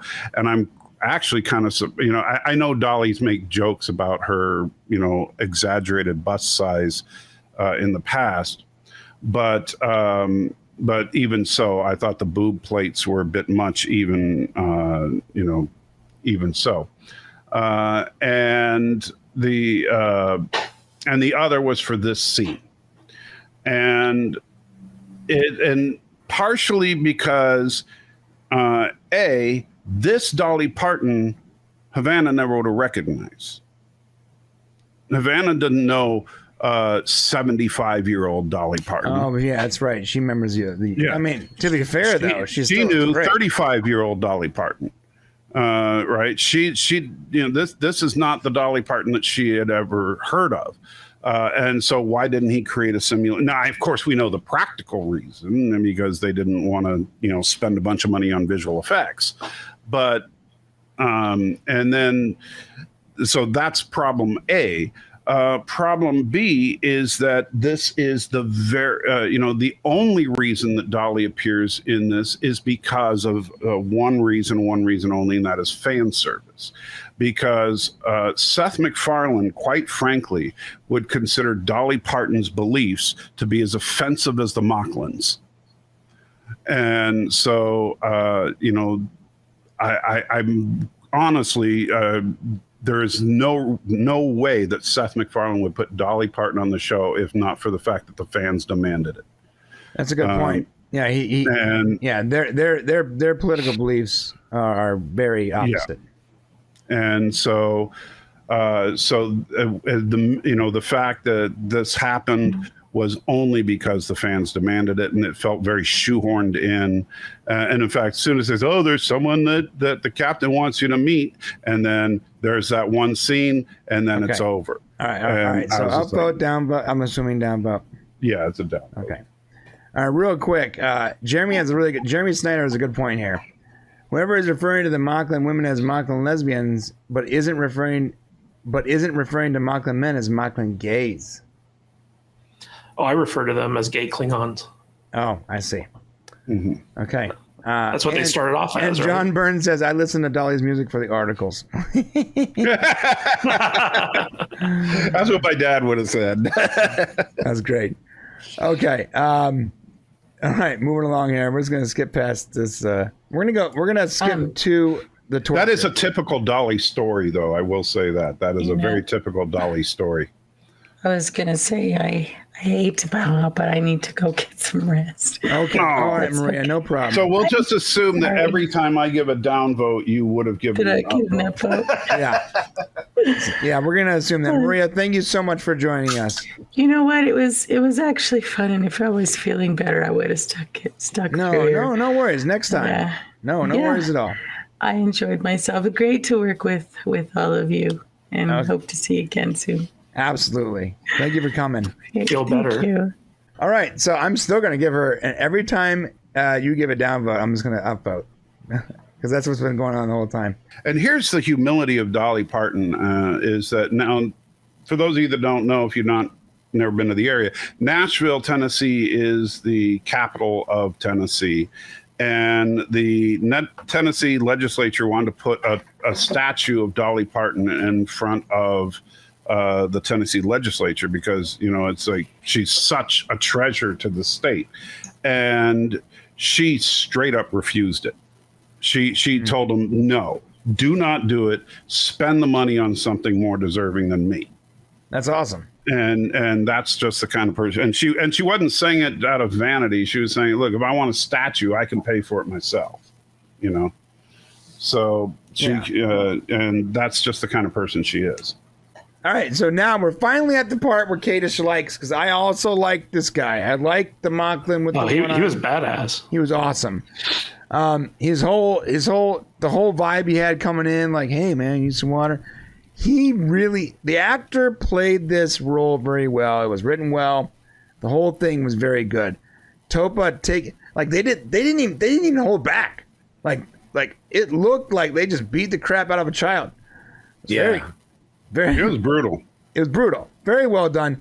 And the audience needed to see this because, in my opinion, before I get to you guys, because we wanted to see Bortus beat the crap out of these people. So they needed to show us it, so it made it more emotionally invested. So I know you already gave your thoughts, Mike. I'm sorry, Matt, and you already gave your vote and down vote. So we're gonna go to Danny now. Oh, this is up, definitely an up vote. The girl who plays Topa was amazing in these scenes where she's like she's getting punched in the face and blood's coming out, and this guy's just so like scary, like because he's so calm and cool, and he's clearly got no conscience or soul because he has no problem torturing and then killing a child. And I know this sounds weird or whatever for me to say, oh, it was so awesome, but I mean, it was well done. Right. And I really enjoyed pretty much from here to the end. I mean, we'll get to it. And I know if Vader were in the chat, he would say, oh, what a surprise. But I might have teared up at the end of this episode. You know what I mean? Wait. Did you tear up or did you not tear up? I didn't cry. But my eyes watered. Yeah, my eyes did water at the end of this episode. What does that mean? So he teared up. He teared up. Did you cry or no cry? No. We talked about him tearing up. Did cry? you tear up? That's the question. I feel like there's a bet going on. Yeah, there's a bet going on. There is. Did you cry? Danny, did you cry? Yes. Okay. I won the bet. Yeah, baby. Woo! $5 coming my way. I said, I'm not surprised if Danny cried, but I'm going to say that he held strong on this one.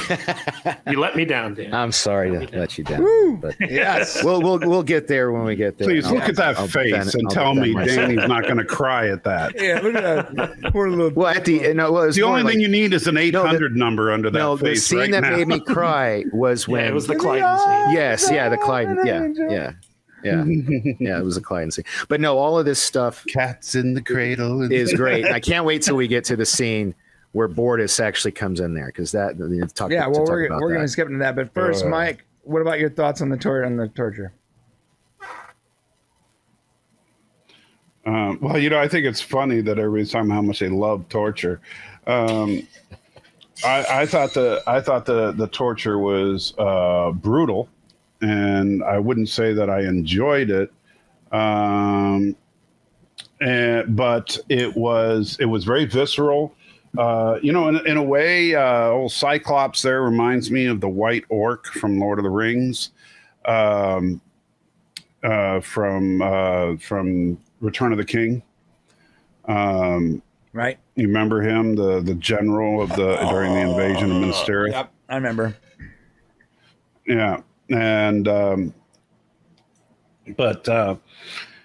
was pretty brutal. I'll give it an up just for being a very effective torture scene. And like I said, Imani, man, for child actors rarely give that strong a performance, and she brought it. I don't know how old Imani is. I didn't look it up, but she absolutely brought it. All right, so is this your first upvote or? No, I gave one early on. Okay, so is this going to be an upvote or a downvote? Oh, it's an up. Oh, And I will be acting as Tilly for the rest of the show, and I'm going to give it an upvote as well. Wow. Impressive. Yes, Thomas, he upvoted. He upvoted, man. I upvoted twice. Yeah, you did. That's fair.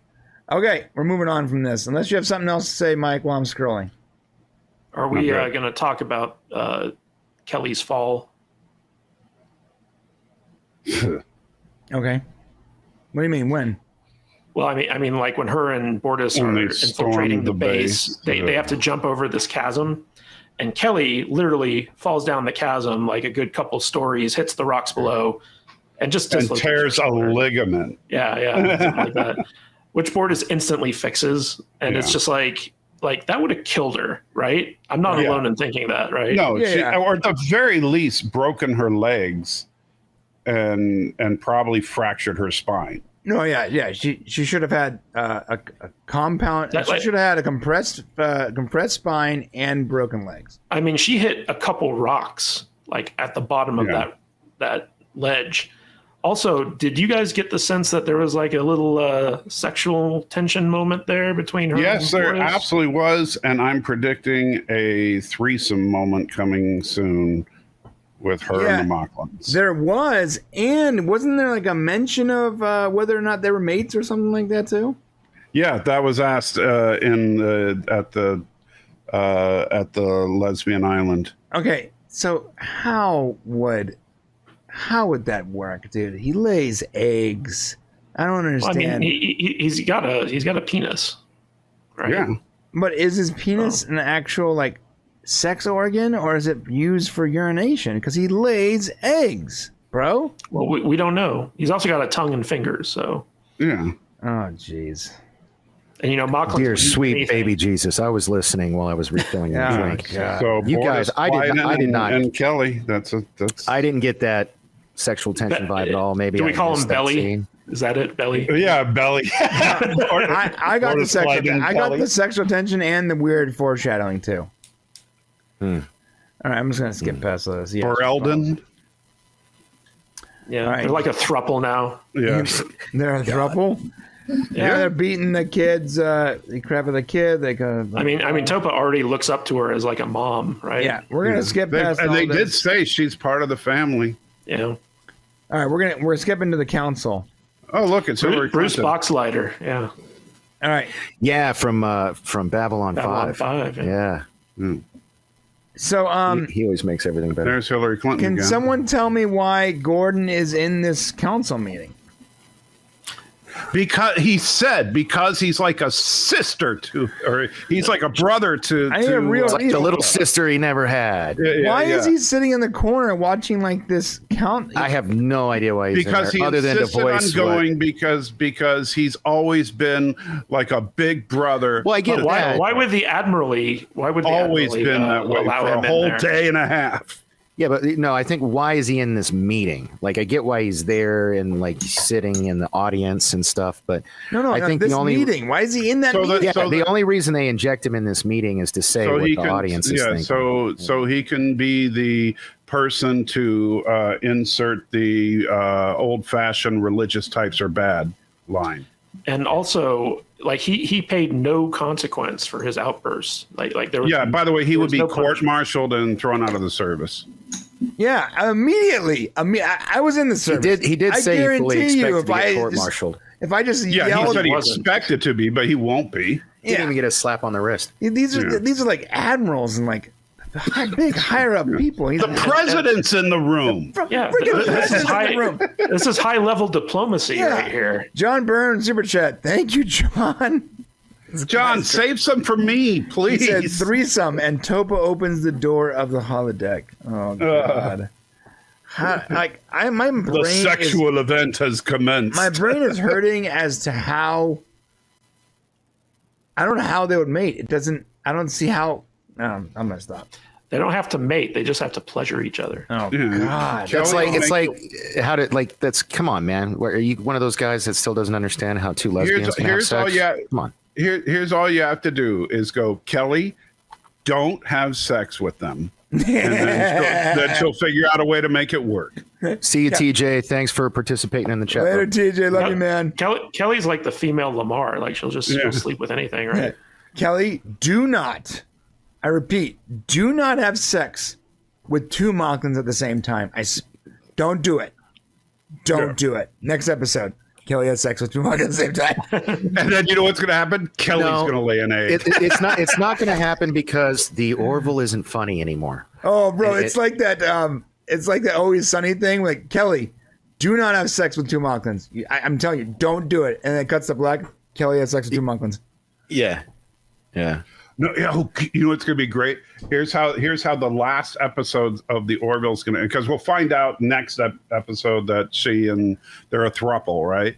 And then the final episode will end where she's starting to have a baby bump, and they're like, but I didn't think humans could get pregnant from Moclans. And then they do an ultrasound on her, and she says, so is it a boy or a girl? And then Dr. Finn's looking like it's and then the camera pans up to the ultrasound. God. Egg. Hey, that's dun, dun. I did like some of the. If the Orville was still a comedy, I would be on board with this. But you guys know this is never going to happen. I was fully expecting season 2 for Kelly to have an egg. I like the alien design of these Union members. It's absolutely amazing. I don't know. Yeah, I was like, how come we haven't seen more of these races? Yeah, they had some money left in the budget, so they spent it on alien heads. They're so unique. We saw this race. We saw those. Because Lamar had sex with that race. And why? Like, how many planets are in the Union here? Do you think? Apparently, okay. Well, let's go back and count. Apparently, there's a lot, bro. Because if there are this many aliens in the Union, how is it that they're still on the ropes from the Kalons? Like. Because only Earth makes ships. No, I can tell you exactly what it is. Okay, Earth is the only ones that all the Union ships are made by Earth. Let me be clear. I'm not disparaging any other country out there, but let's look at this as the United Nations, right? Let's consider this the UN. Right. The United States is the military, and there's a bunch of other countries. Yeah, so like, I think if the Federation or whatever it's called is, what are they called? Whatever Earth. It is. If the humans are on that level, if they're like the allegory for the United States, then that actually makes a lot of sense for there to be like 70, species in there, and for the United States to be the one doing all the work, not doing all the work. Having on the military. I'm trying to be really respectful. Okay, so according to Orville.fandom.com, there are over 300 member planets. Okay, so why do we never see any? Okay. So out of those 300, Earth's the only one who makes ships? Yeah, apparently. Yep. I think it's supposed to be like the UN, and the United States is like the allegory for the UN. But we've seen other races. The only one ships, that's any good at making weapons. Yeah, the Moclans only good. So Moclans are like. It reminds me of like Star Wars did this kind of thing. Like instead of like looking Moclans. at like. I hate to interrupt. But what weapons? Like if all it takes to fight the Kalons are starships, what are the Moclans contributing? All the weapons. But what weapons? All of them. All of them. But they haven't used any against the Kalons. It's all been space. They're pew guns. Yeah, they had all that before the Moclans. But they build them on Moclans. Oh, so you're saying we're outsourcing like we do all of the jobs here in America? Moclus is like China. Moclus is our China. Moclus is China. China. Okay. So on topic though, these aliens look pretty rad. Like these are super unique. They're all. I've always liked the variety of alien species in this show, but like nobody thinks through. Like, okay, it's been kind of running theme throughout Orville that like politics, like whatever. It's just like whatever, But like, I'd like to have like a little bit of continuity. In terms of like the political landscape and like the Union and the planet. Well, that's the problem. We went from 12 episodes to 14 episodes, and this season's only got 10 episodes. I mean, it's like that's barely like if this were TNG back in the 80s and 90s. We got a season and a half. A season and a half. You know what I mean? Like they don't have the time to build this, or maybe they do have the time to build the story, but they're so focused on cramming a political agenda that they're it's not that. It's the streaming. It's because it's the model of the way streaming is set up. Yeah, but the first 2 seasons weren't even streaming. They just didn't do much. Maybe he's saying that's why this change is happening. Well, the Orville was a mid-season show. It came in the middle of the season. This is what's been happening over the last 4 years, and it's reaching a point where I don't think there is never going to be there will not be another show that runs 16 to 22 seasons. It's not going to happen because it's not a profitable model. You mean episodes? Episodes. You said seasons. I meant episodes. It's definitely not seasons. I meant episodes because it's not a profitable model. Before on network television, the way you made money was by ads on a show. So the longer a show ran and the more successful it was, the more ads you can cram in the show, the more the money you would make. You would then increase the salaries for Joey and make sure you're making a 12th season of Friends or whatever. But that's not the model anymore. The model is we need to make content that brings in subscribers. Now, once they already have you in the door, they don't need to continue making these shows that are more and more expensive every season. They shut it down. And the same with episodes. They just need enough to give you enough to binge to get you in the door to sign the contract. That's it. Most people are not going to be pausing their membership between seasons. They're going to set it up and they're going to walk away and they're going to forget. And the few percent that do turn their service off while they're waiting for the next show is nominal at best. I would do that if I didn't get Netflix for free for having T-Mobile, because I actually have done that with like other services that I was actually paying for. You know what I mean? Yeah, there's actually a term for it. I think it's called waterfall or it's like when you hop between streaming services, you never actually keep more than one member. Yeah, because right now I'm using the free version. Stream watching? Watching. The free version of Peacock instead of the paid version. They used to pay for it for wrestling and stuff. Oh, nothing. And then in Paramount Plus, I have to keep it around, most of the year. Well, you're smarter than I am, bro. I have 13 streaming services. I spend $126 a month on streaming. You know what, though? Please tell me you're not doing that on top of paying cable or instead of. No. I haven't had cable since Roku. Okay. Since the very first Roku hit the shelves. That's okay. Since I bought the first Roku, I turned off the cable. Yeah. I've lived in Vegas over 12 years, maybe like 12 and a half years. And I have not had cable or satellite the entire time I've lived here. Yeah, I literally turned it off almost and 10 it's years because ago. It's so if you think about it though, $126. I mean, sadly, that sounds about like my cable bill. That's what my cable bill used to be. Yeah, John Burns giving me another super chat. Thank you, John. 10 episodes over an hour long each. My idea. I mean, that's what they're giving us, right? In fact, if you think about it, bad idea though. Wait a minute though. If you think about it, they are all over an hour. Like. The normal episode was what, 43 minutes, 42 minutes? But here's the thing, and Michael has proven this, and I don't know if you've seen his cut of Orville episode 2, the one with the spider creature guys. I forget the name of it right now. Mm-hmm.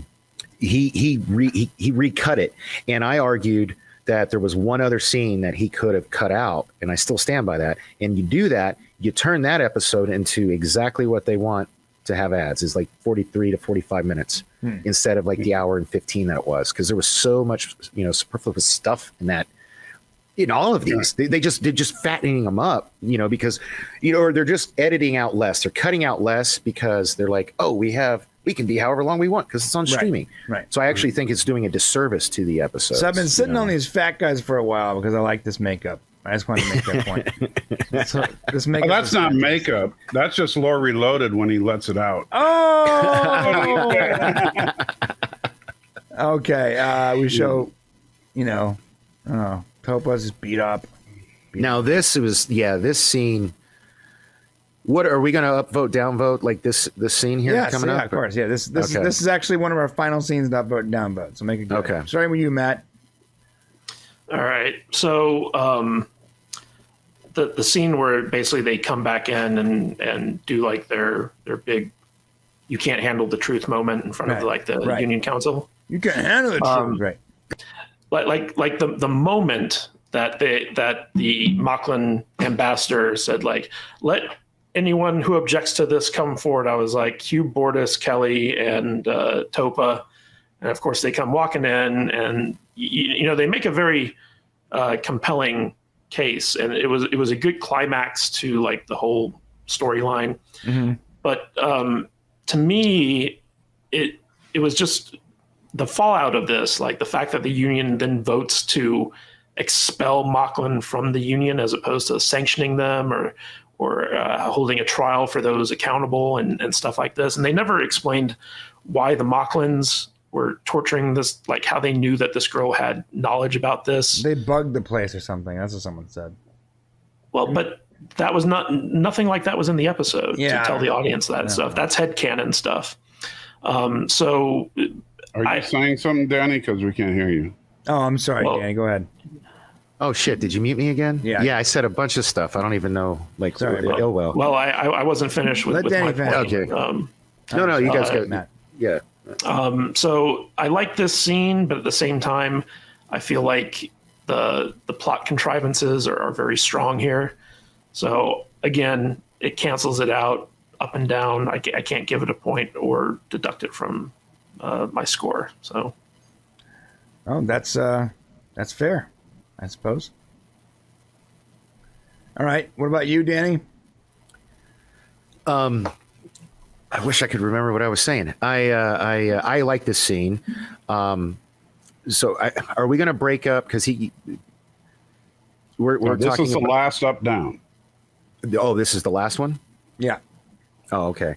Well, I have to give it an up then, and I mean, just if it's going to be the last one, and I'm just doing that more because we still have the Clyden scene, right? I mean, I wasn't gonna, but I mean, I got, you know what? Yeah, I guess I wasn't gonna do that one, but we could do that one. So we'll make the second to last, then Clyden. Okay. Well then, okay. I like this scene. I like the power of the performance. I like, everybody's been complaining we haven't been getting a lot of Bortus.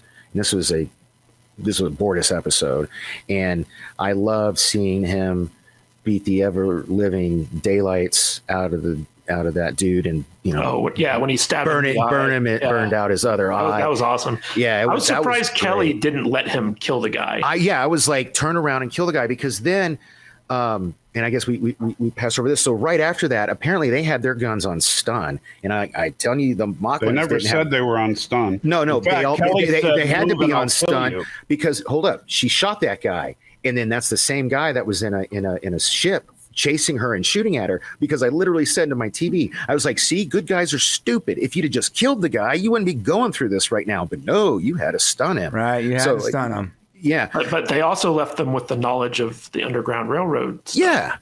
Yeah. So it didn't make any sense. It would, I really thought after after Bortus turned around and picked up his gun, I was disappointed when Bortus didn't shoot the guy. I really was expecting Bortus, because I would have, if you did that to my daughter and I walk in and I hear you say, how they planned on murdering her, mm-hmm. I would have turned around and shot that dude, court martial be damned. I'm really surprised, like whoever just said a second ago, I'm really surprised Kelly wasn't all about it. I'm not convinced that guy's alive, by the way. Just so you know. Oh, the guy that got, maybe not. But the other dude, well, he might have got killed. I mean, he had a stun baton in the eye socket. Yeah, I hope he's dying slowly and painfully. But Mom, I agree with you. We both agree there. Yeah, Bortus should have killed him. But so taking into consideration how much of this part of the episode I really did enjoy, I'm going to give this scene an up, although I do agree with Kadish that I don't like, it was really weird. It was like from one extreme to the other. Like I felt like there should have been some, kind of like we do to Russia. We're not like type of thing. You know what I mean? Like it just seemed like they dealt in absolutes. So. Yeah. All right. Well, I'll keep my portion brief here. I'm speaking on behalf of Tilly, and there's no way she doesn't give this an upvote. So I'm giving that an upvote, and I'm going to say I actually liked it too. I like this moment. I like the whole. I like the majority of the second half, to be honest. Yeah. I had no qualms about it. So that's it for me. What about you, Mike? Wow. This is another really bad one. This was the contrivance of them walking in right when they're like, nobody knows. Sure. And then there's also the fact that we're going to parade in this young child without any medical care, just so you can all see the horrors of her wounds and just get the emotional weight of all this. And we're going to literally drag in an injured child in front of the council for you all to gasp at, so that the emotional shock of this will sway your vote. Right. That's what they're doing here. Imagine if you beat up a kid and then drag that kid in front of Congress. Right. That's what they're doing. Okay, that is literally what they're doing. You would be accused of child abuse for doing that. Right. Well, in today's day and age, but I want to say I've seen this is 500 years in the future, right? And so come on. Well, yeah, but it's also science fiction wrote in this day and age. But you say in today's day and age, they're supposed to be 500 years more evolved than us, right? Yeah. And yet they're doing. And by the way, this is after these three had raided and murdered a whole bunch of Moclans. Right. Okay. So no, don't give me this crap. These three should be actually locked up. Wow. Wow. And now I would say best episode ever if they walked in and Bortus took that stun baton and rammed it right up Heveena's butt. Yeah. Then sure. Walked up. Did we miss that? Yeah. Scene? That scene hasn't happened yet. Like we're. Sure. I would be fine with that. Yeah. But then because she's the one that caused all this, and everybody's going to be singing her praises. But for them to walk in and say, "Look at this horrible thing," and it's all "you shall pay for the crimes that you have committed." What about the crimes that she committed? But no, nobody's going to say anything. All he had to say, when she says, "I don't expect you to forgive me," you would be correct. That would. And it's actually, like, that's it? That's it? No, fair enough. No, I would have, as a, I'd love to get Brian's take on this. Wouldn't you, I don't know if I'd have decked her, but I definitely would have said some sterner words. I would have murdered her in front of the council. Yeah. Okay. I would have walked up and just broke her neck. In front of 1,200 people. Wouldn't even be a question. Right. Yeah. And he doesn't even give her a stern talking to. Yeah. Yeah. Come on, man. Did you see my thumbnail? I keep telling. I always see. I kind of want to give that. I kind of want to give that a down. I just tell you the same thing. Like I'm gonna be the nicest guy you ever know, and then I'm gonna be the most murderous villain you ever know if you touch my kids. And I expected more from Bortus, and the little we got was nice, but I did expect more. John Burns Super Chat says drag in is a little much. She walked in. Yeah, he did correct himself a sentence later. She did walk in. So Brian, can I do that? Can I give that to cancel out? Because as much as I do like it, like that bothers me to the point I feel like I want to give that a down. The fact that Bortus didn't do anything. Okay. Sure. Okay. Thank you. Okay. Doesn't really work that way, but we're just spitballing here now, man. No. Yeah, man. Sorry. All right, let's go. Skip to the Clyden scene, and this will be the last scene, and we'll just do final thoughts. Okay. So Clyden comes home. Who's Topa? He's Topa, and he's a completely changed man all of a sudden. I did like the scene. But I guess it required that Topa got almost killed for Clyden to not be a dirtbag or whatever. But I don't know, man, because he's been like this exact character for 2.5 seasons, and then one really gnarly event, and he flips a switch. I don't this is not an up or a down for me. It's more like I guess he's redeemed now. And well, you're taking her place. She would have totally given this an up. I wish you. I know. I gotta give it up for her sake. I'm sorry, Tilly. I gotta do it for you. All right, Matt. Let's the final up vote, man. Tell me what you think. I really like this scene. I thought that Clyden coming back and realizing that he'd been wrong and that his love for his daughter overcame his prejudices was a very good message, I thought. Plus, I like seeing kind of like a happy ending for the Bortus family where, like the family unit comes back together and the wayward father is kind of like welcomed back into the family and everyone loves one another. Right. And it took this very traumatic event to make Clyden realize that, he loves his child no matter whether it's a boy or a girl. So I felt like this was a very good way to end the episode, and I'm going to have to give it an upvote. Okay. Awesome. All right. Awesome. That warmed my heart hearing you say that. All right. We got a couple of super chats. John Byrne, another John Burns. Thank you, sir. Ravina's what? Threesomes become foursomes. Oh, God. Oh, God. And the Texarcist. Texarcist. Thank you. Yeah. He says, thank you, my friend. He says, a heartfelt reunion and an accepting dinner. Happy ending, happy ending. Moclus is now out of the union. The Krill are aggro, and the Kalins are still out there playing to kill everyone. Thumbs down. Oh. Yeah, well, this is sort of the theme of this episode, though, right?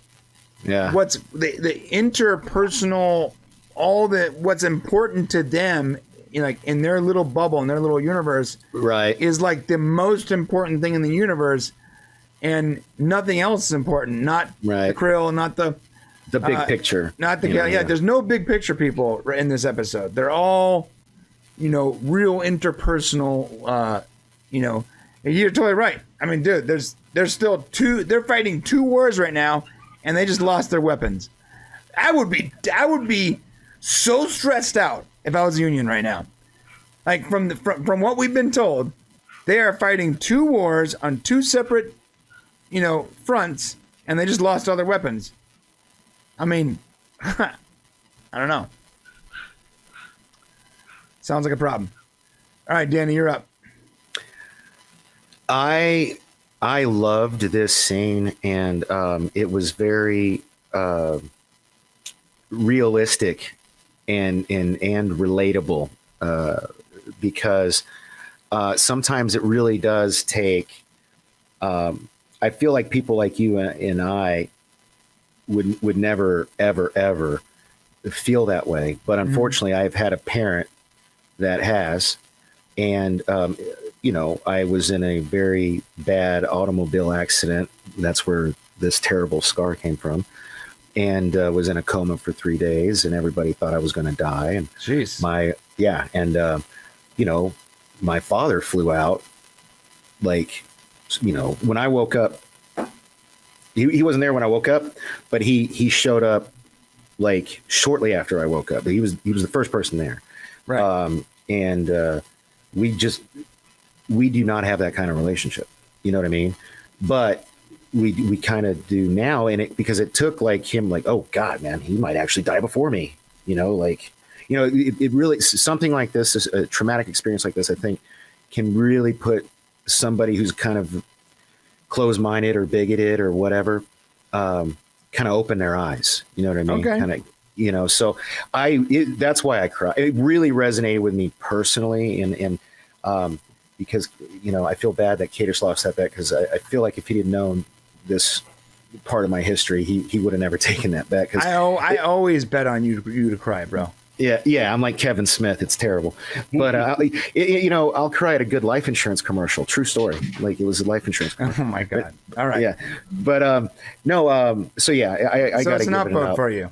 Yeah, you're like I get it. Yeah. All right, let's move on. Mike, talk to me, Goose. Too stupid for words. Moment number 8. Clyden's redemption. So he just pops in and is all better now. Really, no build up, no arc. He was just a complete bigot the last time we saw him. Yeah. With the "I wish you were never born," and now He's seen the light, and all is just forgiven. I get it that he's been on Moclus and all that, but why has he just suddenly? We haven't seen him. We haven't seen any change in him. He's just like he went. The last time we saw him, I wish you'd never been born. He's been living with his own bigoted people. So there's nothing on Moclus that would change his mind.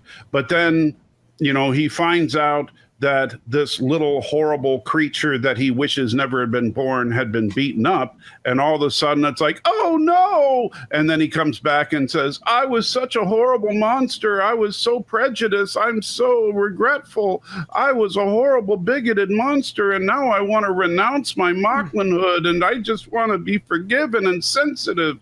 I just want to be emotional like you. No. So I'm assuming that's a downvote? Yeah, you would assume correctly. Okay. And I know for a fact. And I'm sorry, that is not realism. That is Hallmark writing. You're right. You're right. I know for a fact Tilly is up I'm this.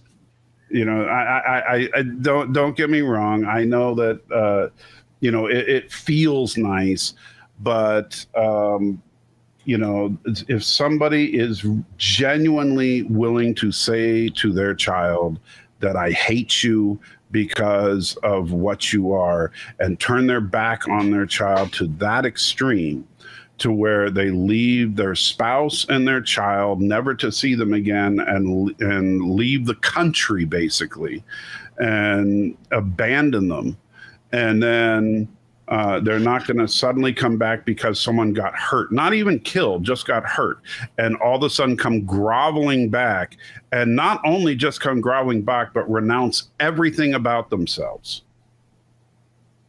Yeah. I had the same problem. You just voiced that way better than I did. I agree with you.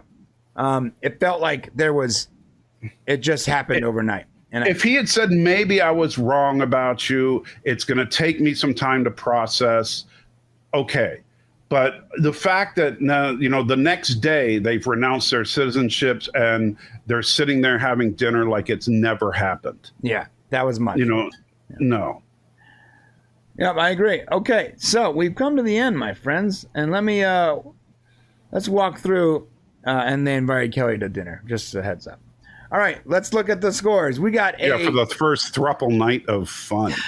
We got a +1 from Matt, a +3 from Danny, and +9 from Tilly, and a -6 from Mike.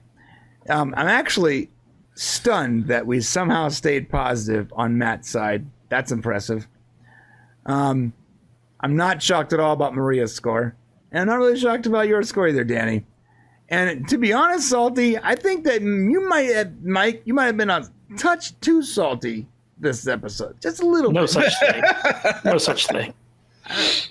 All right. So someone do the math here. What's the average? Total 7. So divide 7 by 4.